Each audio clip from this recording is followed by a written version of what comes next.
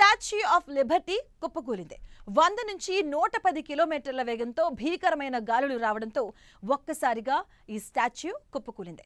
అయితే ఇది అమెరికాలోని స్టాచ్యూ ఆఫ్ లిబర్టీ కాదు, బ్రెజిల్లోని statue of Liberty.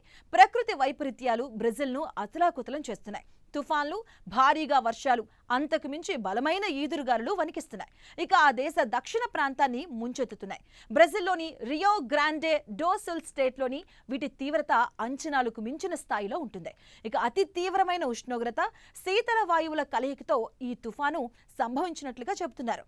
Rio Grande do సుల్ రాజధాని గుయిబా సిటీలో భారీ తుఫాను సంభవించింది.